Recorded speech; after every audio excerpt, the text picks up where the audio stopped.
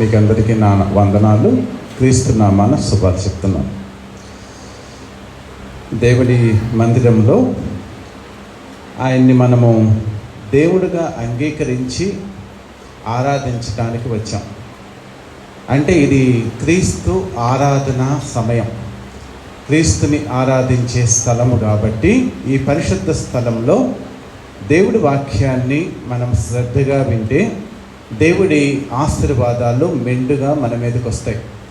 ఎందుకంటే ఒక సన్నిధానానికి, అంటే పవిత్రమైన సర్వశక్తుడి సన్నిధానానికి నువ్వు వచ్చావు కాబట్టి ఆయన నీతో ఏదైతే మాట్లాడాలనుకుంటున్నాడో ఆ మాటల్ని మనం శ్రద్ధగా విని ఆయన చెప్పినట్లు జీవిస్తే, ఆచరిస్తే మన జీవితంలో ఆశీర్వాదాలు అన్న సత్యాన్ని మీరు మీ హృదయ అంతరంగంలో ఉంచుకొని, వాక్యం అర్థం కాకపోయినా వాక్యంలో ఉన్న మర్మాన్ని తెలుసుకోవటానికి ప్రయత్నిస్తే, ఒకరోజు అర్థం కాదు కానీ దాన్ని వారమంతా మీరు ధ్యానం చేస్తే దేవుడు మీకు విశేషమైన జ్ఞానాన్ని ఇచ్చి ఆయన వాక్యంలోని మర్మాన్ని తెలియజేస్తాడు.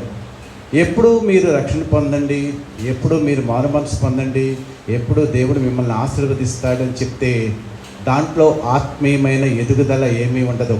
కానీ దేవుడి లోతైన మర్మాల్ని మనం తెలుసుకుంటుంటే ఆత్మీయంగా ఎదుగుదల అనేది మన జీవితంలో ఉంటుంది. కాబట్టి ఆత్మీయమైన మర్మాల్ని తెలుసుకునే సంఘముగా, ఆత్మీయమైన జీవితంలో అభివృద్ధి చెందేవారుగా సంఘం ఉండాలని కోరుకుంటూ దేవుడి వాక్య భాగాన్ని కొంచెంసేపు మనం మాట్లాడుకున్నాము. కొలస్సీయులకు రాసిన పత్రిక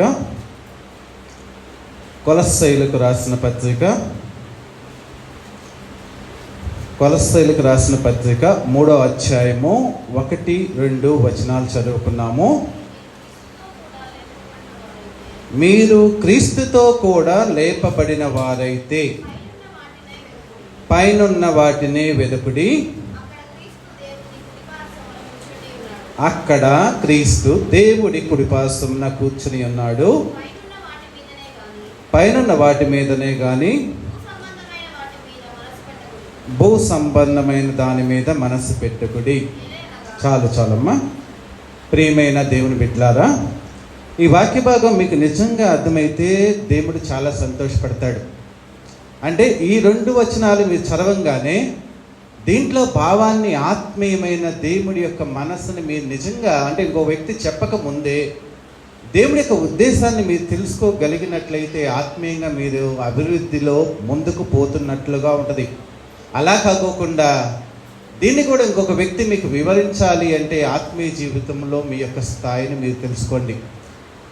ఎప్పుడైనా వాక్యాన్ని, బైబిల్లో ఒక వచనాన్ని మనం చదివినప్పుడు ఆ వాక్యము దేవుడు ఏ భావనతో నాకు చెప్పాడు, ఎంత ప్రేమతో నాకు చెప్పాడు, నేను దీని నుంచి నేర్చుకోవాల్సిందేంటి, దీని నుంచి దేవుడు నాకు ఏ ఆశీర్వాదం ఇస్తాడు, నేను ఆధ్యాత్మిక జీవితంలో ఎదుగుదలకి ఇది ఎందుకు ఉపయోగపడుతుంది అన్న ఆలోచనతో మనస్సు పెట్టి శ్రద్ధతో నువ్వు ఒక పని చేస్తే దాంట్లో సఫలం సాధిస్తావు, విజయం సాధిస్తామని లోకంలో ఒక నానుడితో మనం మన జీవితాన్ని కొనసాగిస్తూ చివరిదాకా నడిపించుకుంటూ ఉంటాము. అలాగే క్రైస్తవ ఆధ్యాత్మిక జీవితంలో కూడా ఒక వచనాన్ని, బైబిల్ గ్రంథాన్ని నువ్వు పట్టుకొని అది పరిశుద్ధ గ్రంథము అని చదవగానే దీంట్లో ఉన్న ఎన్ని పరిశుద్ధుడైన దేవుడు తన ప్రేమతో నా కొరకు రాసిన మాటలు, నా కొరకు ప్రేమతో రాసిన మాటలు కాబట్టి ఇది నేను చదవాలి. నా కోసం లిఖించబడిన గ్రంథం ఇది. ఎవరి కోసమో కాదు, ప్రతి వ్యక్తి కోసమో దేవుడు తన పరిశుద్ధమైన జీవిత విధానాన్ని నీకు కూడా జీవితంలో నీకు ఇవ్వాలనే సంకల్పంతో నువ్వు ఇలా జీవించు అని తన ప్రేమపూర్వకమైన మాటల్ని ఈ లోకానికి వచ్చి తెలియచేసిన దేవుడు చెప్పే మాటలు. అంతేగాని ఇందులో ఒక్క వచనము కూడా తీసివేయటానికి వీల్లేదు. ప్రతి వచనము దేవుడు ప్రేమతో నీకు చెప్పేదే కాబట్టి ప్రతి వచనములో ఉన్న దేవుడి యొక్క మనస్సును తెలుసుకోవటానికి మీరు ప్రయత్నిస్తే దేవుడి చేత ఆశీర్వదించబడతాడు. యథాలాపంగా వినేసేసి ఈ 3 గంటల్లో నీవు ఒక్కటి కూడా దేవుడి యొక్క ఆశీర్వాదానికి పాత్రుడిగా నువ్వు ప్రవర్తించుకోకుండా, ఆయన చేత ఆశీర్వదించబడుకోకుండా, ఆయన దృష్టికి ఇష్టడుగా లేకుండా బయటికి వెళితే నువ్వు చర్చికి రావటం కూడా వేస్ట్.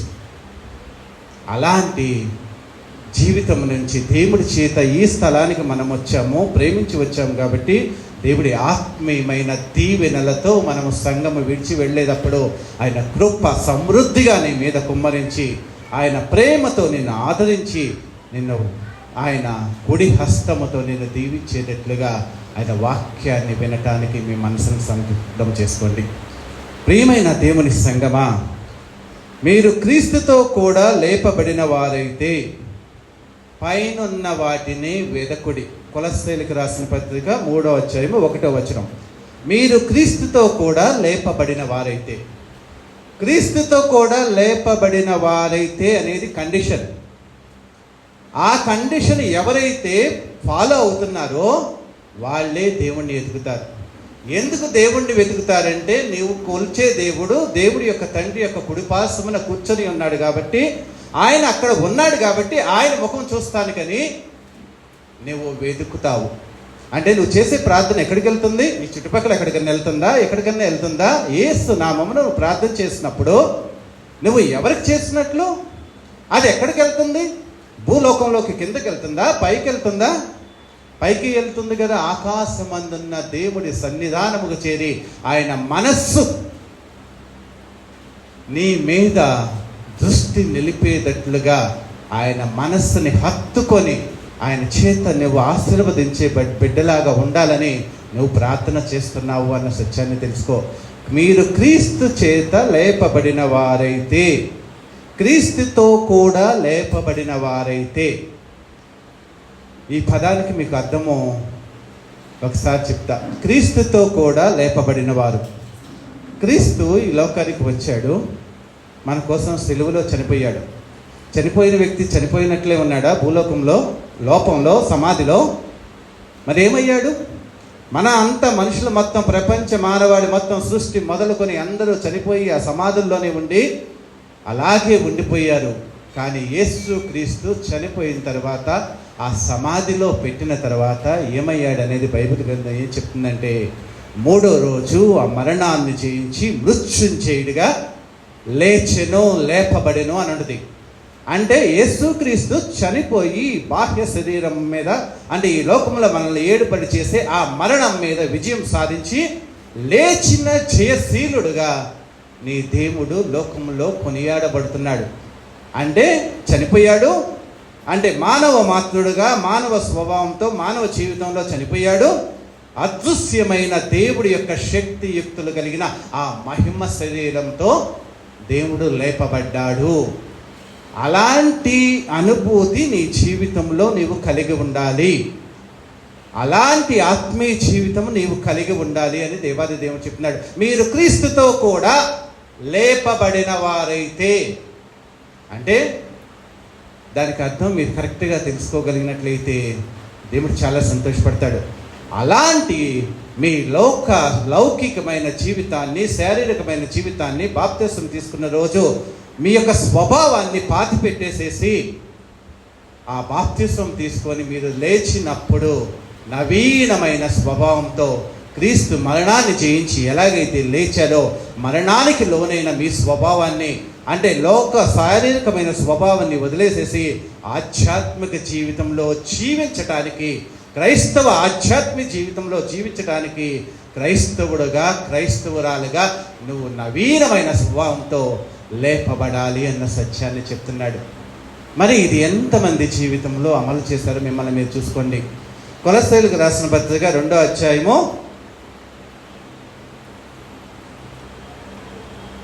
12వ వచనం చదువుకున్నాము. మీరు బాప్తిస్మమందు ఆయనతో కూడా పాతి పెట్టబడిన వారై ఆయనను మృతులలో నుండి లేపిన దేవుడి ప్రభావం మందు విశ్వసించటం ద్వారా ఆయనతో కూడా లేచితిరి. ఆయనతో కూడా లేచితిరి.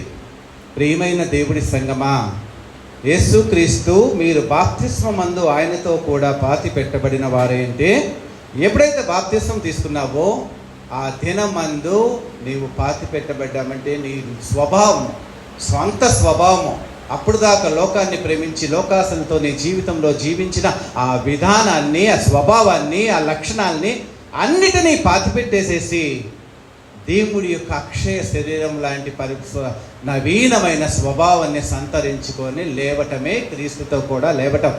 అదే క్రైస్తవ జీవితానికి ప్రారంభం. అప్పుడు దాకా నువ్వు నిజంగా నీ స్వభావాన్ని పాతిపెట్టుకోకుండా ఆ జీవితాన్ని ఇంకా నీ జీవితంలో అనుసరిస్తూ ఉంటే నువ్వు క్రీస్తుతో లేపబడినట్లు కాదు, నువ్వు క్రీస్తులో బాప్తిసం తీసుకున్నట్లు కాదు. ఏదో లోక ఆచారం ప్రకారము నీళ్లతో బాప్తిసం తీసుకుని సమాజం ఎదురుగా ఈ దేవుడిని నమ్ముకుంటే నా జీవితంలో మంచి జరిగిద్ది అన్న ఒకే ఒక ఆలోచనతో తీసుకున్నట్లే కానీ మరణాన్ని జయించగలిగిన శక్తిని ఇవ్వగలిగిన దేవుణ్ణి మనఃపూర్వకంగా నువ్వు నమ్ముకొని నీ జీవితంలో బాప్తిస్మం అనే ప్రక్రియ అంటే నీ గత జీవితము పాతి పెట్టబడటము.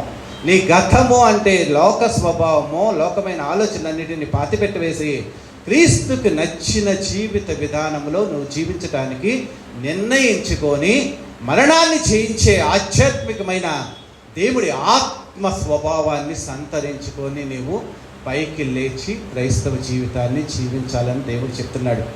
మరి మన జీవితము పాతిపెట్టబడిందా? మన పాత గత జీవితము, మన స్వభావం కానీ, మన లోకాసులు కానీ, లౌకికమైన జీవితము ఇంకా పాతిపెట్టబడిందా? ఇంకా మనలో ఇంకా బయటకు వస్తూనే ఉంటాయా? వస్తూనే ఉన్నట్లయితే నువ్వు క్రీస్తుతో లేపబడాలంటే ఆత్మీయమైన జీవితాన్ని నువ్వు పొందగలిగే అంత మార్పు నీలో రావాలి. అలా లేపబడిన వ్యక్తులు అంటే అలా లేపబడాలంటే నీవు స్వభావాన్ని ఏమేమి వదిలేసుకోవాలనేది కొలస్సీయుల పత్రికలోనే 3వ అధ్యాయంలో 5వ వచనం చూసినట్లయితే, కావున భూమి మీదనున్న మీ అవయములను అనగా చారత్వమును, అపవిత్రతను, కామాతురతను, దురాశను, విగ్రహారాధన, ధరాపేక్షను చంపివేయుడి. అంటే నువ్వేమేం పాతి పెట్టాలి? ఈ లౌకికమైన నీ జీవితంలో నీ అవయవాల్లో బాగా అలవాటైపోయిన స్వభావాలు ఇవన్నీ ఏమేంటి? జారత్వము, అపవిత్రత, కామాతురత, దురాశ, విగ్రహారాధనైన ధనాపేక్ష. మన శారీరకమైన కోరికలను తీర్చుకోవడానికి మనం ప్రయత్నిస్తూ ఉంటాము. భౌతికమైన, లౌకికమైన, శారీరకమైన కోరికలను తీసుకునే నీ స్వభావాన్ని నువ్వు చంపేసేయాలి. దురాశను చంపేసేయాలి. విగ్రహారాధన జీవితాన్ని చంపేసేయాలి. ధనాపేక్షను చంపేసేయాలి. లౌకికమైన కోరికలు అనే జీవితాన్ని నువ్వు చంపేసేయాలి. ఆ చంపేసిన వాటిని పాతిపెట్టి నువ్వు నవీనమైన స్వభావంతో రావాలి. నీలో దురాశ ఉండకూడదు, లౌకికమైన ఆశలు ఉండకూడదు, డబ్బు మీద ప్రేమ ఉండకూడదు, విగ్రహారాధన లాంటి లౌకికమైన లోకంలో వాటిని ఆరాధించే స్వభావం లేకోకుండా నువ్వు వాటన్నిటినీ నువ్వు చంపివేసి లోపల పాతి పెట్టి క్రీస్తుతో కూడా లేపబడాలి. అదే ఆధ్యాత్మికమైన బాప్తిస్మము, అదే ఆత్మ బాప్తిస్మము, అదే అగ్ని బాప్తిస్మం. అప్పుడు ఆ ఆత్మ చేత నవీనమైన స్వభావం కలిగిన వ్యక్తిగా నువ్వు ఉంటాడు. మరలా ఇవి భౌతికమైన స్వభావంలో అవయవాలతో చేసే ఈ లక్షణాలు నేను వదిలేసేయాలి అని చెప్తూ మరలా నీ యొక్క అంటే అంతరంగమైన లక్షణాలు 8వ వచనంలో చెప్తాడు. ఇప్పుడైతే మీరు కోపము, ఆగ్రహము, దుష్టత్వము, దూషణ, మీ నోట బూతులను వాటిని విసర్జించిడి, ఒకడితో ఒకడు అబద్ధమాడకుడి. ఏలయనగా ప్రాచీన స్వభావమును దాని క్రియలతో కూడా మీరు పరిచయించి జ్ఞానము కలిగి నిమిత్తము దాన్ని సృజించిన వాని పోలిక చొప్పున నూతన పరచబడుతున్న నవీన స్వభావాన్ని ధరించుకొనిచున్నారు. అవేమో శరీరంతో చేసేయి, ఇవేమో మనసుతో చేసేయి. మనసుతో చేసేది ఏంటి? కోప్పడతాం, లోపల నుంచి వచ్చేసేసిద్ది ఆగ్రహం. ఒక వ్యక్తి నీకు నచ్చకపోతే వాడిని తిడతాం, కోపం, ఆగ్రహం, దుష్టత్వం, దూషణలు, బూతులు, అబద్ధ స్వభావం. వీటన్నిటిని మనసుకు సంబంధించిన స్వభావాల్ని వదిలిపెట్టాలి, విసర్జించాలి. అంటే శారీరకమైన జీవిత విధానాన్ని నువ్వు పాతిపెట్టాలి. అంతరంగికమైన నీ మనసుకు సంబంధించిన వాటన్నిటినీ వదిలేసేసి అప్పుడు క్రీస్తుతో కూడా నీ బాప్తిస్మం టైంలో నువ్వు పాతి పెట్టబడినట్లయితే నవీనమైన స్వభావాన్ని, జ్ఞానము కలుగు నిమిత్తము దానిని సృష్టించిన వాని పోలిక చొప్పున నూతన పరచబడుతున్న నవీన స్వభావం నీకు జ్ఞానం కలుగుతున్నప్పుడు, జ్ఞానం కలిగినప్పుడు ఆత్మీయమైన వ్యక్తిగా నీవు జీవించడానికి ఆత్మీయ జీవితంలో నడపబడతావు. అప్పుడు అలా మీరు క్రైస్తవ ఆధ్యాత్మిక జీవితంలో జీవిస్తున్నట్లయితే అప్పుడు ఏం చేస్తావు? పైనున్న వాటిని వెతుకుతావు. అంటే మీరు క్రీస్తుతో కూడా లేపబడిన వారైతే అంటే నువ్వు బాప్తిసం తీసుకున్నప్పుడు నీ శారీరకమైన క్రియల్ని పాతిపెట్టేసేసి చంపేసేసి నీ యొక్క మనసులో ఉన్న వేరే కోపాన్ని కానీ, ఆగ్రహాన్ని కానీ, అబద్ధాన్ని కానీ, బూతులు, సరసోక్తులు వీటన్నిటినీ విసర్జించేసేసి క్రీస్తుని నీవు నీ రక్షకుడుగా అంగీకరిస్తే అప్పుడు ఆత్మ బాప్తిస్మము లేకపోతే పరిశుద్ధాత్మ బాప్తిస్మము, అగ్ని బాప్తిస్మంతో నీవు దేవుడి చేత పరిశుద్ధమైన వ్యక్తిలాగా తీర్చిదిద్దబడి నవీనమైన స్వభావం, జ్ఞానము కలిగిన వ్యక్తిగా, అంటే దేవుడి పోలికని పోలుకున్న, అంటే దేవుడి పోలిక ప్రకారము, దేవుడి చిత్త ప్రకారము, దేవుడి యొక్క ఆజ్ఞానుసారముగా జీవించడానికి నవీనమైన స్వభావం కలిగిన క్రైస్తవుడిగా, ఆది సంఘ అపోస్తలులాగా నీ ఆధ్యాత్మిక జీవితాన్ని నువ్వు ప్రారంభిస్తావు. ఏ స్వభావాన్ని మనం వదిలిపెట్టుకోలేదనుకో, క్రీస్తుతో కూడా మనం పాతిపెట్టి లేపబడలేదనుకో, అంటే నీవు నీ గత జీవితాన్ని నువ్వు వదిలిపెట్టుకోకుండా క్రైస్తవుడు అని చెప్పుకుంటున్నట్లయితే దానివల్ల ఎటువంటి ఉపయోగం లేదని దేవుడు చెప్తున్నాడు. అప్పుడు నువ్వు పైన వాటిని చూస్తావు. పైన ఏముంది? ఆకాశముడిది. ఆకాశం పైన ఏముడిది? పరలోకముడిది. పరలోకములు ఎవరుంటారు? దేవుడు అంటాడు. దేవుడి యొక్క 10 ఆజ్ఞల్లో 2వ ఆజ్ఞ ఏంటి? పైన ఆకాశం అందే కానీ, క్రింద భూమి అందే కానీ. ఆకాశమందు దేవుడు ఉంటాడు, పాతాళంలో సాతానుడిది. ఈ భూ సంబంధమైన, ఈ లౌకికమైన భూమి అంటే నువ్వు నడిచేది, దాని మీద నివసిస్తున్నప్పుడు ఈ భూ సంబంధమైన వాటిని నువ్వు విసర్జించాలి. అంటే సాతానీయ దురాశలతో నింపబడిన ఈ లౌకిక జీవితంలో ఆలోచన విధానాన్ని, భూ సంబంధమైన వాటిని నువ్వు వదిలేసేసి పైనున్న పరసంబంధమైన దేవుడి యొక్క ఆలోచనలతో నీవు ఉంటావు. పైనున్న వాటిని అప్పుడు మాత్రమే నువ్వు వెతకగలవు. ఎందుకంటే పైన ఎవరున్నారు? ఇక్కడే చెప్తారు. ఏమని చెప్తాడు దేవుడు? క్రీస్తు దేవుడి కుడిపార్శ్వమున ఆసీనుడై కూర్చుండి ఉన్నాడు. నువ్వు పైకెందుకు చూడాలంటే నీ కొరకు చనిపోయి ఈ లోకంలో మృత్యుంజయుడిగా లేచి జయశీలుడిగా మరలా ఆకాశానికి వెళ్ళిపోయి తండ్రి కుడిపార్శ్వన ఆసీనుడైన ఆ దేవుడు అక్కడ ఉన్నాడు కాబట్టి ఆకాశం వైపు చూస్తావు. పైకి ఊరిన ఆకాశం వంక చూస్తాం కాదు, అక్కడ దేవుడు ఉన్నాడు. తండ్రి కుడిపార్శ్వమున కూర్చొని ఆసీనుడై నన్ను సదాకాలం అలా చూస్తూ నిన్ను దీవించడానికి, మంచి మార్గంలో నడిపించడానికి, పరలోక రాజ్యానికి తీసుకెళ్ళటానికి ఆయన తన ప్రయత్నాలు అక్కడి నుంచి చూస్తూ ఉంటాడు అన్న ఉద్దేశంతో నువ్వు పైకి మాత్రమే చూడాలి అన్న సందేశాన్ని పౌలు భక్తుడు ఇచ్చాడు. ఎందుకంటే ఈయన చెప్పిన వాక్యంలో ఏం చెప్పాడు? పైన ఎవరున్నారని చెప్పి పైకి చూస్తే పైకి ఎవరు కనబడ్డాడు? ఈయనకి క్రీస్తు కనబడ్డాడు. క్రీస్తు దేవుడి కుడిపార్శ్వమున కూర్చొని ఉన్నాడు కాబట్టి నిన్ను కూడా పైకి చూడమంటున్నాడు. ఎన్నిసార్లు పరవశుడై ప్రార్థన చేస్తుంటే యేసుక్రీస్తుని చూశాడో తెలుసా పౌలు? నేను పరవశుడై ప్రార్థన చేస్తుంటే దేవుడి దర్శనం కలిగింది, ఆకాశానికి కొనిపోయాను, అక్కడ దేవుడి యొక్క దర్శనాన్ని చూశాడంటే యేసుక్రీస్తు ఆయన కుడిపార్శ్వమున కూర్చున్నట్లుగా స్పష్టముగా చూడగలిగిన వ్యక్తిగా పౌలు భక్తుడు నీకు నాకు చూస్తున్నాడు. ప్రియమైన దేవుడి సంగమా, నువ్వు ప్రార్థన చేస్తున్నావంటే ఆకాశంలో దేవాది దేవుడు తండ్రి కుడిపార్శ్వమున కూర్చొని ఆసీనుడై ఉన్నాడు, నిన్ను చూస్తున్నాడు. ఆయన నా మనవి ఆయన దగ్గరికి వెళ్ళాలి, ఆయన నా మనవి విని నన్ను ఆదరించాలి, ఓదార్చాలి, ఆశీర్వదించాలి అనే ఒక తలంపుతోనే నువ్వు ప్రార్థన చెయ్యాలి అన్న సత్యాన్ని తెలుస్తున్నాడు.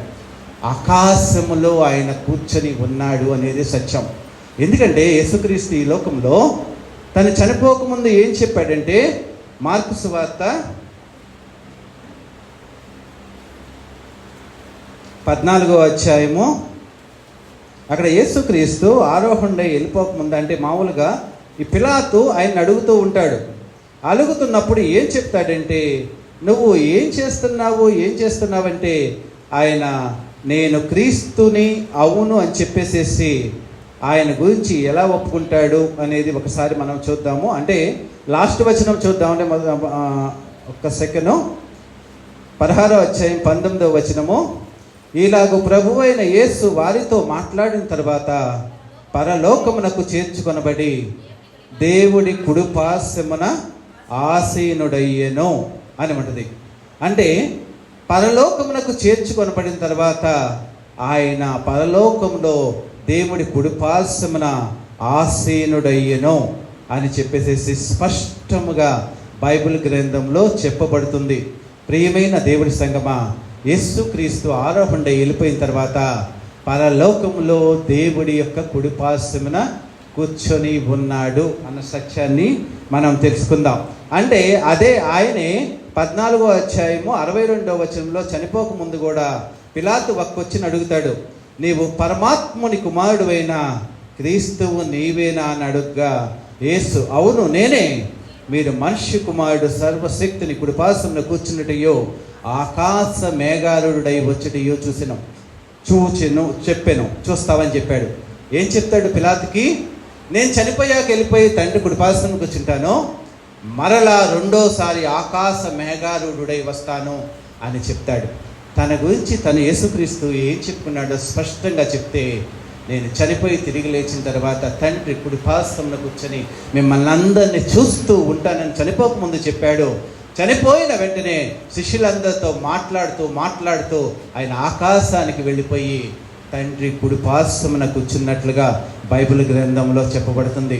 హెబ్రీయులకు రాసిన పత్రిక 1వ అధ్యాయము 3-4 వచనాలు కూడా మనకి ఇంకా దేవుడి యొక్క దైవత్వం ఎంత గొప్పదో మహోన్నతమైనదో, నీవు సేవించే దేవుళ్ళలో ఉన్న గొప్ప ఆధ్యాత్మికమైన మర్మము, ఆయన దైవత్వ లక్షణాలు ఇక్కడ మీరు తెలుసుకుంటారు. హెబ్రీయులకు రాసిన పత్రిక 1వ అధ్యాయం 3-4, ఆయన దేవుడి మహిమ యొక్క తేజస్సును, ఆయన తత్వము యొక్క మూర్తిమంతమునై ఉండి తన మహత్తు గల మాట చేత సమస్తమును నిర్వహించుచు పాపముల విషయంలో శుద్ధీకరణ తానే చేసి దేవదూతల కంటే ఎంత శ్రేష్టమైన నామము పొందెనో వారి కంటే అంత శ్రేష్ఠుడై ఉన్నత లోకమందు మహామహుడగు దేవుడి కుడిపార్శ్వమున కూర్చుండెను.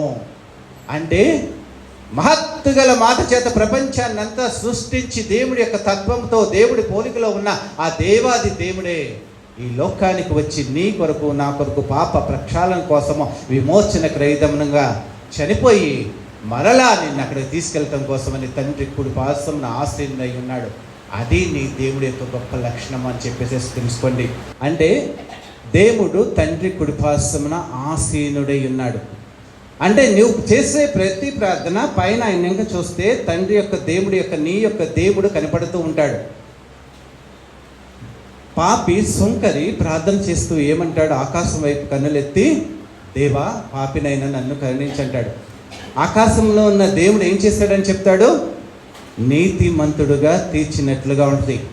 పైకి నీ కన్నులు వెత్తి తండ్రి వైపు నీకు ఏం కావాలో నువ్వు అడిగావనుకో, నీ మనస్సులో ఉన్న ఆలోచనని బట్టి దేవాది దేవుడు నీకు కావలసిన ఆ ఆశీర్వాదాన్ని, ఈ లోకంలో కావలసిన క్షేమాన్ని ప్రతి దాన్ని ఇస్తానని చెప్తాడు.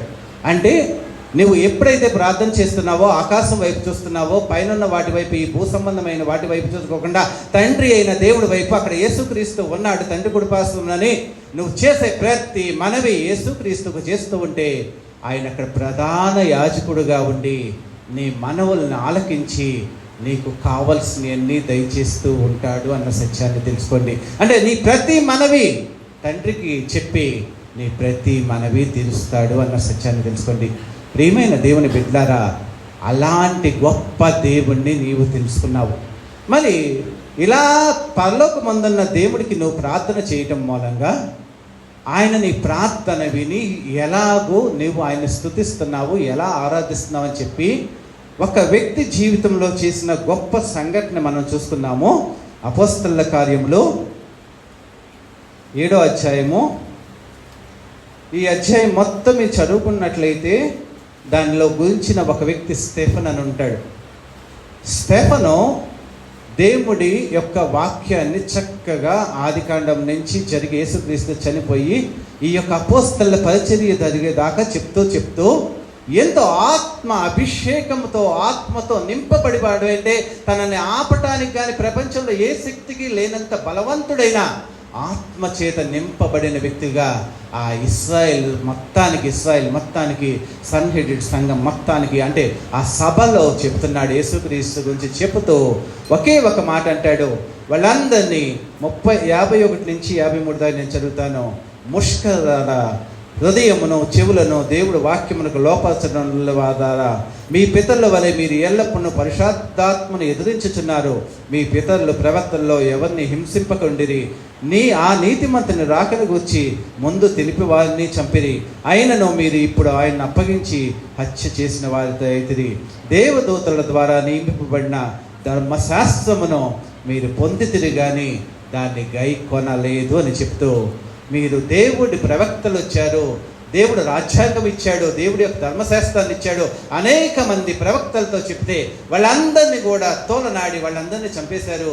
తన ప్రియమైన కుమారుని యేసుక్రీస్తుని కూడా ఈ లోకానికి పంపిస్తే ఆయన్ని కూడా హత్య చేసేసి చంపేశారు. అలాంటి సమాజము మీరు, అంటే దేవుడిని ప్రేమించని ముష్కరమైన దుష్ట ఆ యొక్క స్వభావం కలిగిన మీరు అని ఆయన ఆత్మావేశం మీద చెప్తుంటే వారి మాటలు విని కోపంతో మండిపడి అతను చూచి పండ్లు కొరికిరి. వాళ్ళంతా అతని మీద విపరీతమైన ద్వేషంతో చంపేస్తారని చూసినప్పుడు అయితే అతడు పరిశుద్ధాత్మతో నిండుకొనిన వాడే ఆకాశం వైపు తేరి చూచి దేవుడి మహిమను, యేసు దేవుడి కుడిపార్శ్వమందు నిలిచి ఉండుటయో చూచి ఆకాశము తెరువబడటయో మనుష్య కుమారుడు దేవుడి కుడిపార్శ్వమందు నిలిచి ఉండుటయో చూచిచున్నాను అని చెప్పాడు. ఎంత గొప్ప సంగతి! ఒక మనిషి భూలోకంలో, ప్రపంచంలో క్రైస్తవ సువార్తని ఆత్మ అభిషేకముతో చెబుతున్నప్పుడు వాళ్ళని చంపేసేయాలంత కసితో, క్రోధముతో అతన్ని చంపేసేయాలని ఆ సమయంలో ఆకాశం నుంచి ఆ వ్యక్తిని దేవుడు చూస్తున్నట్లుగా కనబడుతుంది.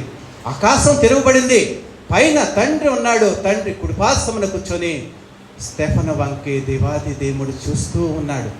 ప్రియమైన దేవుడి సంగమా, దేవుడు స్పష్టముగా తన యొక్క బిడ్డలు తన హృదయ అంతరంగంలోంచి దేవుడిని ఆరాధన చేసినా, ప్రేమించినా, వాక్యాన్ని ప్రకటిస్తున్నా, ఏ పని చేస్తున్నా ఆకాశం నుంచి నీ దేవుడు నిన్ను చూస్తూ ఉంటాడు.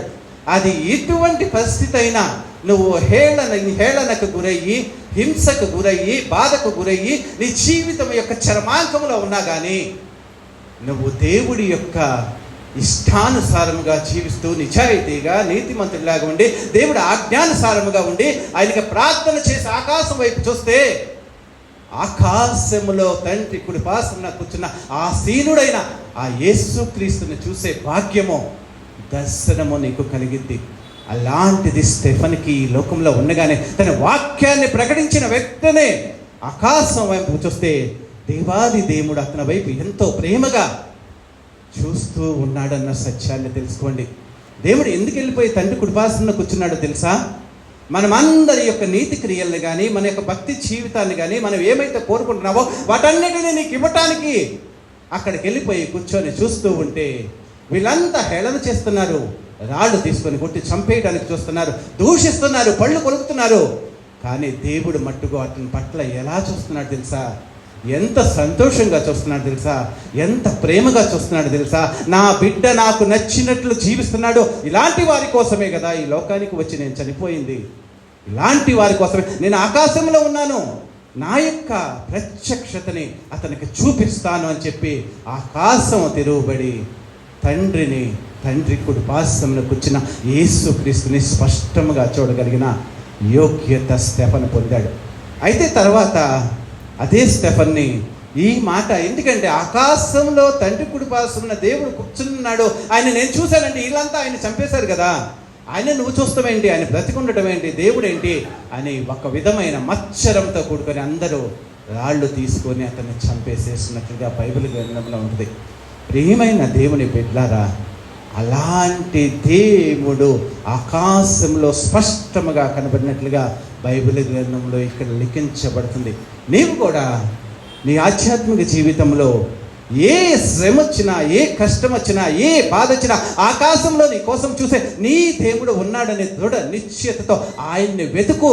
పైన ఉన్న వాటిని, అంటే పైన అంటే మామూలు ఆకాశాన్ని వెతకడం, పక్షులు నాటి కాదు, కానీ పైన నీ కోసము తండ్రి కుడిపార్శ్వమున ఆసీనుడైన దేవుణ్ణి వెతికి నీ మనవి తెలుసుకున్నట్లయితే అప్పుడు నీ యొక్క మనోవాంఛ సఫలమవుతుంది. ఎలా మనోవాంఛ సఫలమైందో తెలుసా?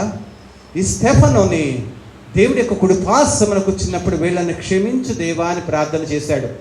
అయితే ఈ క్షమించమని ప్రార్థన చేసినప్పుడు, ఎప్పుడైతే తండ్రి కుడిపార్శ్వమున కూర్చున్నప్పుడు ఆ యేసుక్రీస్తు యొక్క ప్రత్యక్షతని తను కనుగొని తను చేసిన ప్రార్థన ఫలించి యేసుక్రీస్తు 9వ అధ్యాయంలో సౌలు కనబడతాడు. ఎవరైతే ఇతన్ని చంపేశారో, ఎవరైతే చంపేసినప్పుడు ఇతను బడి దగ్గర సాక్షిగా ఉన్నాడో ఆ వ్యక్తికి, అదే యేసుక్రీస్తు తండ్రి కుడిపార్శ్వమున ప్రత్యక్షమైన వ్యక్తి స్టెఫనుకి ఆయన ప్రార్థన ఆలకించి ఆయన చంపేసిన వ్యక్తికి మరలా 9వ అధ్యాయంలో కనబడతాడు. ఆకాశం నుంచి వెలుగు ప్రత్యక్షమైంది. ప్రత్యక్షమైనప్పుడు ఆ సౌలుతో దేవాది దేవుడు ఆకాశం నుంచి మాట్లాడుతున్నాడు. సౌలా సౌలా, నన్నేలా హింసించుచున్నావు, నా బిడ్డలను చంపేస్తున్నావు, నా స్టెఫన్ను చంపేశావు, నన్ను ప్రత్యక్షంగా చూసిన నా బిడ్డను నువ్వు చంపేశావు, నువ్వు ఎందుకు ఇలా చేస్తున్నావని ఆ స్టెఫను చేసిన ప్రార్థనని ఆలకించిన దేవుడు, ఎవరైతే తను చంపేశాడో ఆ వ్యక్తి హృదయాన్ని మార్చడానికి దేవుడు తన హృదయాన్ని ద్రవించిపోయి ఏ వ్యక్తి కోసమైతే ప్రార్థించాడో ఆ వ్యక్తిని మార్చటానికి దేవాది దేవుడు ఆకాశం నుంచి వచ్చి స్టెఫన్ను సంధించి క్రైస్తవ్యాన్ని అంతం చేయాలనుకున్న వ్యక్తితో మాట్లాడి ఆ వ్యక్తిని మార్చినట్లుగా 9వ అధ్యాయంలో ఉంటుంది. అంటే నువ్వు దేవుడికి ఊరికనే ప్రార్థన చేస్తూ ఉంటావు ఆకాశంలో, దేవా నా జీవితంలో ఇది కష్టం వచ్చింది, నన్ను వీళ్ళు హింసిస్తున్నారు, హేళన చేస్తున్నారు, ఎన్నో సంవత్సరాల నుంచి నాకు అవమానం కలుగుతుంది, నన్ను అర్థం చేసుకునే వ్యక్తి ప్రపంచంలో ఎవడో లేడు, నా భక్తి కరెక్టేనా, నా ఆత్మీయ జీవితం కరెక్టేనా? ప్రతి వ్యక్తి కాదంటున్నాడు కదా, మనుషులకు నచ్చిన జీవితం జీవించాలంటున్నారు కదా, ఇతరుల గొప్ప కోసం జీవించాలంటున్నారు కదా, ఇతరులు మనల్ని పొగిడేటట్లుగా జీవించాలంటున్నారు కదా, నా ఆధ్యాత్మిక జీవితం కరెక్టేనా కాదా దేవా అని చెప్పి నువ్వు ఆకాశమందు తండ్రి కుడిపార్శ్వమున ఆసీనుడైన దేవుణ్ణి నువ్వు ప్రశ్నించు, అడుగు, దేవా నా భక్తి జీవితం కరెక్టేనా, ఎందుకు ఈ శ్రమలు, ఎందుకు ఈ కష్టాలు, ఈ లోకంలో నేను నిన్ను యథార్థంగానే నమ్ముకుంటున్నాను కదా, నీకోసం నేను ప్రాణపదముగా నా జీవితంలో నీకు ప్రథమ స్థానం ఇచ్చి నేను నిన్ను నమ్ముకున్నాను కదా, ఎందుకు దేవా నాకు ఈ కష్టాలు, బాధలు, శ్రమలు, ఏ వ్యతిరేకతలు, ప్రతి వ్యక్తి నన్ను అసహించుకుంటున్నాడు అంటే నాది భక్తి జీవితం కరెక్ట్ కాదంటున్నాడు అని నువ్వు దేవుడి సన్నిధానంలో నిజముగా అక్కడ యేసుక్రీస్తు ఆసీనుడై ఉన్నాడని నిజమైన తలంపుతో ప్రార్థన చేస్తే దేవుడి హృదయం చలించిపోయి సౌలుని ఎలాగైతే మార్చాడో, సౌలుని పౌలుగా మార్చిన దేవుడు నీ జీవితంలో నీకు వ్యతిరేకంగా రూపొందించిన ప్రతి ఆయుధాన్ని, ప్రతి వ్యక్తి మనస్సుని మార్చి వాళ్ళని నేను ప్రేమించే వ్యక్తిగా, వాళ్ళని నీ కొరకు కాదు దేవుడి కోసం జీవించే వ్యక్తులుగా దేవాది దేవుడు మార్చడానికి సిద్ధంగా ఉన్నాడు. అలాంటి భక్తి జీవితం నీలో ఉండాలని కోరుకుంటున్నాడు. అయితే ఇదే పౌలు గారు ఏం చెప్తాడో ఆయన గురించి ఒక్కసారి మనం విందాము. అపోస్తలుల కార్యములు 22వ అధ్యాయము 17 నుంచి 21వ వచనాల దాకా. అంతటా నేను యెరూషలేమునకు తిరిగి వచ్చి దేవాలయంలో ప్రార్థన చేయుచుండగా పరవశుడునై ప్రభువును చూస్తాడు. ఇందాక దేవుడు మాట్లాడాడు 9వ అధ్యాయంలో, మాట్లాడి సౌలా సౌలా నన్నేలా హింసిస్తున్నామంటే బాప్తిసం తీసుకున్నాడు, అన్నీ అయిపోయినాయి. అప్పుడు తర్వాత దేవాలయంలో ప్రార్థన చేస్తుంటే పరవశుడై ప్రభువును చూశాడు. ప్రభువును చూసినప్పుడు దేవుడు అతనితో మాట్లాడుతున్నాడు. ఏం మాట్లాడుతున్నాడంటే, యెరూషలేము విడిచిపెట్టి వెళ్ళిపో అని చెప్తుంటే అప్పుడు ఆయన, నీవు త్వరపడి యెరూషలేమును విడిచి శీఘ్రముగా వెళ్ళము, నన్ను గూర్చి నీవిచ్చే సాక్ష్యము వారు అంగీకరింప నాతో చెప్పిన. అందుకు నేను, ప్రభువా, ప్రతి సమాజ మందిరంలోనూ నీ యందు విశ్వాసముంచు వారిని నేను చెరసాల్లో వేయిచు కొట్టుచు నుంటిని వాటికి బాగుగా తెలియను, మరియు నీ సాక్షి అయిన స్టెఫను రక్తము చిందించినప్పుడు నేను కూడా దగ్గర నిలిచి అందుకు సమ్మతించి అతనిని చంపిన వారి వస్త్రములకు కావలి ఇంటినని చెప్పి తిని. అందుకు ఆయన, వెళ్ళుము, నేను దూరముగా అన్యజనులకు వద్దకు నిన్ను పంపుదాంటే పౌలులో దేవుడిని మరలా పరవశుడై తండ్రి కుడిపార్శ్వమున చూశాడు. ఆ కుడిపార్శ్వమున ఆసీనుడై సీన్ చూసినప్పుడు పౌలుకి ఎంత మనోవేదన కలిగిందో తెలుసా? ఒక రోజు నాడు సంహేటుడి సభ ఎదురుగా స్టెఫను, నేను ప్రభువును చూస్తున్నాను, తండ్రి కుడిపార్శ్వమున కూర్చొని ఉన్నాడంటే మేమంతా హేళన చేసి, అపహాస్యం చేసి, దూషించి, మత్సరముతో రాళ్లతో అతన్ని కొట్టి చంపేశాం కదా, అయ్యో దేవా, ఎంత ఘోరమైన పాపం చేశాను, స్టెఫన్ను నేను చంపేశాను కదా. తండ్రిని చూసినప్పుడు, అంటే యేసుక్రీస్తు అక్కడ కుడిపార్శ్వమున కూర్చున్న విషయాన్ని ఈ పౌలు ప్రత్యక్షంగా చూసినప్పుడు స్టెఫను బోధించింది, నిజమే కదా దేవా, నువ్వు ఇక్కడే ఉన్నావు కదా, తండ్రి కుడిపార్శ్వమున కూర్చొని ఆశీనుడు అయి ఉన్నావు కదా, ఆ ప్రత్యక్షతను అతను చెప్పినప్పుడు మేము అర్థం చేసుకోలేకపోయాం కదా అని తన యొక్క జీవితాన్ని ఒప్పుకొని తను చేసిన దానికి పశ్చాత్తాపడి దేవుణ్ణి వేడుకొని, ఇలా అయ్యా నేను అతన్ని చంపేశాను, అతని వస్త్రాలను దగ్గర నేను సాక్షిగా ఉన్నాను, నన్ను క్షమించు దేవా, నన్ను క్షమించు దేవా అంటే దేవుడు అతన్ని తన యొక్క సాక్షిగా వాడుకున్నాడు. ప్రియమైన దేవుడి సంగమా, నీకేదో కష్టాలు వస్తున్నాయి, నీకేదో బాధలు వస్తున్నాయి, నీకే వస్తున్నాయి అని కాదు. దేవుడు ఈ లోకంలోకి వచ్చినప్పుడే ఆయనకు 33.5 ఏళ్ళు నరకం చూపించారు. ప్రతి క్షణము ఆయనకు అవమానాలే, ప్రతి క్షణం ఆయనకు వ్యతిరేకతలే, సైతాన్ నుంచి శోధన, కుటుంబం నుంచి శోధన, సంఘం నుంచి శోధన, సన్హెడెడ్ ప్రధాన యాజకుల నుంచి, శాస్త్రుల నుంచి, పరిసయ్యుల నుంచి, ఎవరైతే దేవుడి యొక్క మార్గాన్ని బోధిస్తారో, ఎవరైతే ఆ యొక్క దేశంలోనే దేవుడి యొక్క వాక్య పరిజ్ఞానంలో అపరిమితమైన పరిజ్ఞానం ఉండి ప్రపంచానికి బోధించగలిగిన శక్తి కలిగిన అపరిమితమైన జ్ఞానము కలిగిన పిలువబడుతున్నారో వాళ్ళందరి నుంచి అవహేళన, నువ్వు దేవుడి కుమారుడువా, నువ్వు పరమాత్ముడి కుమారుడువా, నువ్వు చెప్పేదంతా అబద్ధము అబద్ధము అబద్ధం అని హేళన చేస్తూ ఉంటే ఆ దేవుడు కూడా తండ్రి అయిన దేవుడికి ప్రార్థించినట్లుగా బైబిల్ గ్రంథంలో ఉంది. యోహాను సువార్త 11వ అధ్యాయము. ఇక్కడ లాజరు చనిపోతాడు. లాజరు చనిపోయినప్పుడు దేవుడు స్వస్థపరచగలడు, కానీ తండ్రి అయిన దేవుడికి ప్రార్థన చేసినట్లుగా బైబిల్ గ్రంథంలో ఎక్కడుంది. యోహాను సువార్త 11వ అధ్యాయం 41వ వచనము. అంతటా వారు ఆ రాయి తీసివేసిరి. యేసు కన్నులు పైకెత్తి, తండ్రి, నీవు నా మనవి వినినందున నీకు కృతజ్ఞతాస్తుతులు చెల్లించుచున్నాను. నీవు ఎల్లప్పుడూ నా మనవి విన్నుచున్నావని నేను ఎరుగుదును గాని నీవు నన్ను పంపితివని నీ చుట్టూ నిలిచి ఉన్న ఈ జనసమూహము నమ్మనట్లు వారి నిమిత్తమై ఈ మాట చెప్పి తిని అనెను. దేవుడు తండ్రి అయిన దేవుడికి ఆకాశం వైపు కన్నులెత్తి, దేవా నన్ను మహిమపరచు, నేను నీ ప్రియ కుమారుడని వీళ్ళంతా నమ్మేటట్లుగా నీ కార్యాన్ని జరిగించు దేవా అని ప్రార్థన చేసినట్లుగా యేసుక్రీస్తు కూడా కన్నులెత్తి తన యొక్క తండ్రి అయిన దేవుడికి ప్రార్థన చేసినట్లుగా ఉంటుంది. ఆ నన్ను మహిమపరచు, నేను నీ కుమారుని అనేటట్లుగా వీళ్ళంతా అర్థం చేసుకునేటట్లుగా నువ్వు మహిమపరచంటే లాజరు బయటికి రా అంటే చనిపోయిన వ్యక్తి 4 రోజుల తర్వాత సమాధిలో ఉన్న వ్యక్తి తిరిగి వచ్చినట్లుగా ఉంటుంది. ప్రియమైన దేవుని బిడ్డలారా, యేసు క్రీస్తుకి లోకంలో ఎన్ని అవమానాలు జరిగినాయి అంటే చివరి క్షణం వరకు, తర్వాత కూడా చనిపోయి తిరిగి లేచిన తర్వాత వాళ్ళ సేవకులు వచ్చి ఎత్తుకెళ్ళిపోయారు, కానీ నిజంగా ఆయన పునరుత్థానుడై తిరిగి లేవలేదని ఒక అబద్ధాన్ని కూడా ప్రచారం చేయడానికి కూడా ఆ ప్రధాన యాజకులు, శాస్త్రులు, పరిసయ్యులు ఆ ఒడిగట్టారంటే వాళ్ళ యొక్క మనస్సు ఎంత భ్రష్టత్వంతో, ఎంత మత్సరంతో, ఎంత క్రోధముతో దేవుడికి వ్యతిరేకంగా ఉందో చూడండి. అలాంటి వాళ్ళ కోసం కూడా దేవాది దేవుడు చనిపోయాడన్న విషయాన్ని తెలుసుకోండి. అదే ఇంకొకసారి యేసుక్రీస్తు యోహాను సువార్త 12వ అధ్యాయంలో 28వ వచనములో చెప్తాడు. ఏం చెప్తాడంటే 27 కూడా ఒకసారి చదువుతాను.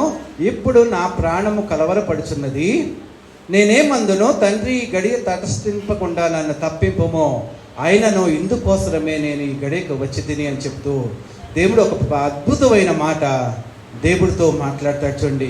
తండ్రి నీ నామము మహిమ పరచుమని చెప్పాను, అంతటా నేను దానిని మహిమ పరిచితిని, మరలా మహిమ పరుతును అని యొక్క శబ్దము ఆకాశము నుంచి వచ్చింది.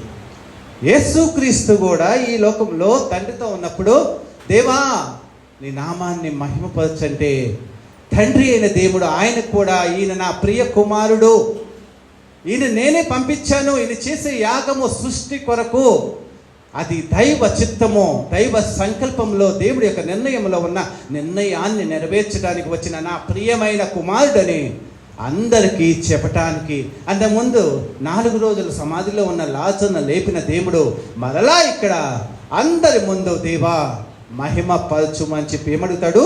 తండ్రి నీ నామము మహిమ పరచుమని చెప్పాను. అంతటా నేను దానిని మహిమపరిచితిని, మరలా మహిమపరుచుదని ఒక శబ్దము ఆకాశము నుంచి వచ్చిన. ఆల్రెడీ నేను మహిమపరుస్తున్నాను, తండ్రి నామము, దేవా నీ నామము మహిమపరచబడును గాక అని మనం ప్రార్థన చేస్తాము. మహిమపరిచాను, ఆల్రెడీ నా మహిమ ప్రపంచవ్యాప్తముగా విస్తరించి అందరి చేత కొనియాడబడుతుందే కానీ మరలా నీవు అడిగావు కాబట్టి కుమారుడా నీ కొరకు మరలా మహిమ పరుస్తానని ఆకాశం నుంచి ఒక శబ్దము కుమారుడు అడగంగానే, ఇందాక లాజరుని చనిపోయిన వ్యక్తిని లేపాడు, ఇక్కడ తండ్రిని కుమారుడు అడగంగానే కుమారుడి యొక్క మాట విని తండ్రి తనని తను మహిమపరుచుకున్నట్లుగా బైబిల్ గ్రంథంలో ఉంది. ప్రియమైన దేవుడి సంగమా, ఆకాశములో దేవుడు తండ్రి కుడిపార్శ్వమున ఆసీనుడై ఉన్నాడని ఏ వ్యక్తి తన హృదయపూర్వకంగా అంగీకరించి నా కొరకు మన్నించి పునరుత్థానుడై లేచిన దేవుడు సజీవుడుగా మహిమ శరీరంతో ఆత్మరూపిగా తండ్రి యొక్క పరలోక రాజ్యంలో తండ్రి కుడిపార్శ్వమున ఆసీనుడై నన్ను సదాకాలం అంటే 2000 సంవత్సరాల నుంచి ప్రపంచాన్ని మొత్తాన్ని తన సృష్టి మొత్తాన్ని చూస్తూ ఆయన చిత్త ప్రకారం జరిగిస్తూ మన జీవితాల్లో సంతోషాన్ని, ఆదరణని, మన ఆశీర్వాదాలను నింపడానికి అక్కడ కూర్చొని ఉన్నాడు అని చెప్పి స్థిర నిశ్చయముతో నీ ఆధ్యాత్మిక జీవితంలో నువ్వు ముందుకు నడిచినట్లయితే నీ మనవి దేవుడు ఆలకిస్తాడు. పెంతెకోస్తు దినమునాడు అందరూ కలిసి ప్రార్థన చేస్తున్నప్పుడు ఆకాశం నుంచి బలమైన గాలి లాంటిది ఒకటి వచ్చి అగ్ని నాలుకలు విభాగింపబడినట్లుగా వాళ్ళందరి మీద రాలగా పరిశుద్ధాత్మతో నిండుకొనిన వారై వాళ్ళంతా శక్తి పొంది దేవుడి యొక్క ఆత్మవరాలతో, భాషలతో, ప్రవచనాలతో మాట్లాడుతూ దేవుడి యొక్క శక్తిని ప్రపంచం మొత్తానికి చాటిన వ్యక్తులుగా ఉన్నారు. మరి నువ్వు ఎవరి కోసం చూస్తున్నావు? పైకి ఎవరి కోసం చూస్తున్నావు? తండ్రి దేవుడు పైకి వెళ్తూ శిష్యులకు ఇచ్చిన ఆజ్ఞ ఏంటి? మీరు పెంతకు నా కోసం కనిపెట్టి ఉండండి, నా కోసం పైన సంబంధమైన ఆత్మీయమైన వరం కోసమో పరిశుద్ధాత్మ వరం కోసం మీరు కనిపెట్టి ఉండండి, దానికోసం ప్రార్థన చేస్తూ ఉండండి, నేను పంపిస్తానన్నప్పుడు ఆయన మాట విని ఆయన మాట నమ్మి విధేయత కలిగి దేవాలయంలో కూర్చొని ప్రార్థన చేస్తూ ఉంటే ఆకాశం నుంచి దేవుడు వాళ్ళ మనవి తండ్రి కుడిపార్శ్వమున ఆసీనుడైన యేసుక్రీస్తు చేసిన మొట్టమొదటి పనేంటో తెలుసా? తన పరిశుద్ధాత్మని అపోస్తలుల మీదకి పంపించి శక్తినిచ్చి ప్రపంచవ్యాప్తముగా దేవుడి యొక్క సువార్తని ప్రకటించడానికి వాళ్ళని యోధుల్లాగా ఈ 2000 సంవత్సరాలు సువార్త ప్రకటించబడుతుంటే వాళ్ళు చేసిన పరిచర్య, వాళ్ళకి దేవుడిచ్చిన శక్తి, వాళ్ళకి దేవుడిచ్చిన పరిశుద్ధాత్మ వరాలు, వాళ్ళు చేసిన స్వస్థతలు కానీ, చనిపోయిన వాళ్ళని లేపారు, కుంటి వారిని బాగు చేశారు, గుడ్డి వారిని బాగు చేశారు, వాళ్ళు చేయిందంటూ ఏమీ లేదు. పేతురు నడిచి వెళ్తూ ఉంటే పేతురు యొక్క నీడ అంటే ఇటుపక్కన సూర్యుడు ఉన్నప్పుడు పేతురు మీద ఎండ పడితే ఆ నీడ వెళ్ళి ఆ పక్కనున్న మంచాల మీద ఉన్న రోగుల మీద పడితే వాళ్ళు స్వస్థ చిత్తులై లేసినట్టుగా బైబిల్ గ్రంథంలో ఉంటుంది. వీళ్ళ నడికట్లు తీసుకెళ్ళి ఎవరికన్నా తగులితే చనిపోయిన వాళ్ళు కూడా బతికినట్లుగా బైబిల్ గ్రంథంలో ఉంటుంది. అది నీ దేవుడి శక్తి. ఆకాశమందు తండ్రి కుడిపార్శ్వమున ఆసీనుడైన ఆ దేవుడు నీకు అలాంటి శక్తిని ఇవ్వటానికి నీ కొరకు చూస్తూ, నిన్ను పైకి చూస్తూ, ఆయన్ని అన్వేషించి, ఆయనకి ప్రార్థించి, ఆయన ద్వారా అపరిమితమైన ఆయన శక్తిని నీ జీవితంలో ఆదరించే వాళ్ళని, నిన్ను ఏడిపించే వాళ్ళని, నిన్ను బాధ పెట్టే వాళ్ళని, నిన్ను హేళన చేసేవాళ్ళని, అవమానించే వాళ్ళని, అది ఎవరైనా కావచ్చు, నీ కుటుంబ సభ్యులు కావచ్చు, సమాజం కావచ్చు, సంఘంలో వాళ్ళు కావచ్చు, ఎవరైనా వాళ్ళందరి నీ హృదయ ఆవేదనని, అంతరంగంలోని ప్రతి బాధని విని నిన్ను చూసి చలించిపోయి ఆపోజిట్ వ్యక్తి యొక్క మనసుని, రాయి లాంటి మనసును కూడా మార్చి వాళ్ళని తన సేవకులుగా వాడుకోగలిగిన శక్తి కలిగిన దేవుడిని నువ్వు నమ్ముకున్నావన్న సత్యాన్ని తెలుసుకో. ప్రియమైన దేవుడి సంగమా, క్రీస్తుతో కూడా లేపబడిన వారైతే పైనున్న వాటిని వెతుకుతారు. అక్కడ క్రీస్తు తండ్రి కుడిపార్శ్వమున కూర్చొని ఉన్నాడు. నువ్వు పైకి ఎందుకు చూస్తావు? ఎందుకు ప్రార్థన చేస్తావు? ఎందుకు ఆయనకి ఆరాధన చేస్తావంటే తండ్రి కుడిపార్శ్వమున కూర్చున్న ఆ యేసుక్రీస్తు దాన్ని ఆరాధనని అంగీకరించాలి. నువ్వు చేసే ప్రార్థన కానీ, నువ్వు చెప్పే వాక్యం కానీ, నేను ఇప్పుడు వాక్యం చెప్తున్నానంటే దేవాది దేవుడు దిగొచ్చి ఇక్కడ నన్ను చూస్తూ ఉండాలి. లేకపోతే నేను చెప్పేది వేస్ట్. నా మనుష్య జ్ఞానంతో నా సొంతంగా నేను చెప్పుకున్నట్లయితే అదంతా వ్యర్థము, ఎందుకు పనికి మాలింది. కానీ నేను చెప్తున్నది నా దేవుడు ఆకాశం నుంచి దిగివచ్చి నా బిడ్డ నా యొక్క స్వార్థని ప్రకటిస్తున్నాడు, ఉన్నది ఉన్నట్లుగా చెప్తున్నాడు, నిజాయితీగా జీవించమని ఆత్మీయమైన గొప్ప మర్మాల్ని సంఘానికి తెలియచేస్తున్నాడని దేవుడి సన్నిధి మన మధ్యకు వచ్చి ఆకాశం నుంచి దేవుడు నన్ను మిమ్మల్ని చూస్తూ ఉంటే అది నిజమైన ఆరాధన, అది నిజమైన క్రైస్తవ్యము. దేవుడు నిన్ను దర్శించిన దినానే నీ జీవితంలో ఆశీర్వాదము, సంతోషము, సమాధానమే. కానీ దేవుడిని నిన్ను దర్శించినంత కాలము నీ జీవితము దుఃఖభరితమైన దినాలుగానే ఉంటుంది. అలాంటి దేవుడు నిన్ను దర్శించేటట్లుగా ఆయన అక్కడి నుంచి చూస్తానికి సిద్ధంగా ఉన్నాడు. కానీ ఆయన మనస్సు గెలుచుకొని ఆయన కను దృష్టి నీ మీద పడేటట్లుగా నీ ఆత్మీయ జీవితం ఉండాలని దేవుడు కోరుకుంటున్నాడు. ప్రియమైన దేవుని బిడ్డలారా, ఈ లౌకికమైన భూ సంబంధమైన జీవితాల్ని పాతిపెట్టండి, వాటిని విసర్జించండి. క్రీస్తుతో కూడా మరలా లేపబడి ఆత్మీయమైన మనోనేత్రాలతో పైనున్న ఆ యేసు క్రీస్తుని, తండ్రి కృపాసనమున్న యేసు క్రీస్తుని చూస్తానికి ఎప్పుడైతే మీరు ప్రయత్నించి ఆయన్ని వేడుకుంటారో, ప్రార్థిస్తారో, ఆరాధిస్తారో, ఏదైనా చేయండి, ఆయన నామాన ప్రపంచంలో నువ్వు ఏ కార్యం చేసినా దేవుడు అక్కడి నుంచి చూసి నిన్ను ఆశీర్వదించి అతడు తన యొక్క ప్రియమైన కుమారుని లోకంలో మహిమపరచమంటే మహిమపరిచిన దేవుడు నీ జీవితంలో కూడా ఆశీర్వదించి సమాజంలో నిన్ను మహిమపరచగలిగిన దేవుడు. అలాంటి దేవుణ్ణి నువ్వు నమ్ముకున్నామన్నా బలమైన నమ్మకంతో, విశ్వాసంతో ఆత్మీయ జీవితంలో ఉజ్వలమైన వెలుగుతున్న జ్యోతిలాగా నీ జీవితాన్ని నువ్వు కొనసాగించి ఇతరుల్ని వెలిగించు. చల్లారిపోయిన నీ జీవితాల్లో వెలుగుతో నింపండి. క్రీస్తు అంటే చల్లారిపోయిన వ్యక్తి కాదు, ఇలాగ వేషధారణ జీవితంలో ఉండే వ్యక్తి కాదు. క్రైస్తవ్యం అంటే యథార్థమైన జీవితము, ఎప్పుడు ప్రజ్వలిల్లుతూ దీపంలాగా మండుతూ నువ్వు ఇంకొకరిని మండించే జీవితము. ఎప్పుడు యథార్థమైన నీ జీవితము సమాజం ముందు నిలబడితే ప్రతి వ్యక్తి దాన్ని చూసినప్పుడు ఇతడు సత్యముగా ఉన్నాడు, యథార్థముగా ఉన్నాడు, క్రీస్తుని పోలి జీవిస్తున్నాడు, ఇలాంటి జీవితం ఇతరులో మార్పు తెచ్చిన ఆ దేవుడు నిజముగా దేవుడు కదా అని ప్రతి వ్యక్తి నీ జీవిత విధానాన్ని చూసి క్రీస్తుని నమ్ముకునేటట్లుగా నీ జీవిత విధానం ఉండాలని కోరుకున్నాడు. స్టెఫను కూడా అలాగే జీవించాడు. అపోస్తలుడైన పౌలు కూడా అలాగే జీవించాడు. క్రైస్తవ అపోస్తలు మొత్తము ఇప్పటి వరకు దేవుడి కోసము సువార్తని ప్రకటించిన మహోన్నతమైన దేవుడి సేవకుల మొత్తము అలాగే జీవించి దేవుడి కోసం తమ జీవితాన్ని చరితార్థము చేసుకున్న ప్రతి వ్యక్తి దేవుడికి సేవ చేస్తూ అలాగే జీవిస్తూ వాళ్ళ యొక్క జీవిత విధానం మూలంగానే సమాజంలో మార్పు వచ్చి దేవుణ్ణి నమ్ముకున్నారే. కానీ యేసుక్రీస్తు చెప్పి వెళ్ళిపోయాడు, కానీ ఆ మార్గాన్ని బోధించే వాళ్ళు ఎవరు, విసిదపరిచే వాళ్ళు ఎవరు?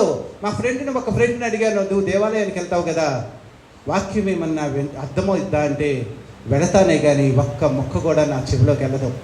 ఎన్ని సంవత్సరాలు అంటే పుట్టిన కాడి నుంచి వెళ్తున్నాడు. అతనికి 60 సంవత్సరాలు. ఈరోజు ప్రతి ఆదివారం చర్చికి వెళ్తాడు, ఇంట్లో ఇంట్లో ప్రతి కృతజ్ఞత కూడికి పెట్టుకుంటాడు, కానీ వాక్యం అనేది ఒక్క మొక్క కూడా చెవిలోకి వెళ్ళదంట.